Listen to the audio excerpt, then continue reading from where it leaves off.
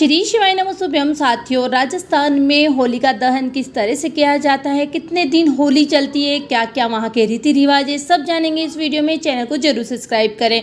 साथियों, आप सभी को रंग भरी होली की हार्दिक शुभकामनाएं। राजस्थान में होली का जो पावन पर्व है, कम से कम यह 1.5 से 2 महीने तक चलता रहता है। होलिका दहन वाले दिन कंडों से, उपलों से और लकड़ी के माध्यम से इस तरह से होलिका बनाई जाती है। हम सभी को पता है कि यह पावन पर्व बुराई पर अच्छाई की जीत है। साथ ही साथ रंग भरी होली भी साथ में खेली जाती है। जैसा कि मैंने पहले आपको कहा है कि कम से कम 1.5 से 2 महीना यहाँ होली चलती है।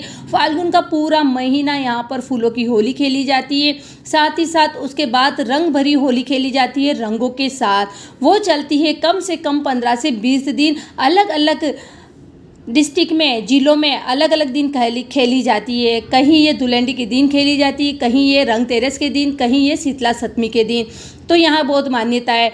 जब होलिका दहन वाला दिन होता है तो होलिका की पूजा की जाती है। यहाँ पर होलिका में उनकी बुआ और प्रहलाद दोनों को बनाया गया है। तो होलिका की इस तरह से पूजा होती है, आरती होती है। जितनी सुहागन महिलाएं हैं सभी पूजा करती है। तो ये बहुत ही पावन पर्व होता है होलिका का। और इसी दिन के बाद से कोई भी महिलाएं अपने घर में ज़्यादा तड़का यानी कि सब्जी को ज़्यादा छोंक लगा करके नहीं बना सकती है। कपड़ों को ज़्यादा पटक के नहीं धो सकती है। सिलाई बुनाई इत्यादि बंद हो जाती है 10 दिनों के लिए। तो सभी पूजा करते हैं। होलिका में इस तरह से ओम्य, हमारे यहाँ पर इनको गेहूं की बालियाँ, ओम्य गेहूं कहते हैं। और आपके यहाँ कहते हैं, क्या कहते हैं, कमेंट जरूर करना। साथ में ही सूत से, कच्चे सूत से होलिका की इस तरह से होलिका को बांधा जाता है परिक्रमा लगा करके।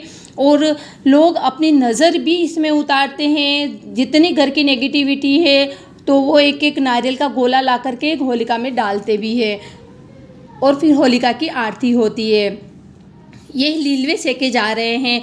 जो हरे कलर के हमारे यहाँ लीलवे बोलते हैं, चने होते हैं हरे कलर के, वो होते हैं, उनको सेके जाते हैं, फिर इनको खाया जाता है। इसको खाने से बोलते हैं कि घर की सारी नकारात्मक ऊर्जा तो जाती है घर में लाने से, साथ ही साथ हमारे शरीर के रोग भी खत्म हो जाते हैं। और होलिका की इस तरह से परिक्रमा लगाई जाती है। आप देख सकते हो होलिका में अग्नि दे दी गई है और सभी परिक्रमा लगा रहे हैं। होलिका की जो आग होती है उसको अपने शरीर में धारण कर रहे हैं, शरीर में तपन को ले रहे हैं, जिससे रोग खत्म हो जाते हैं।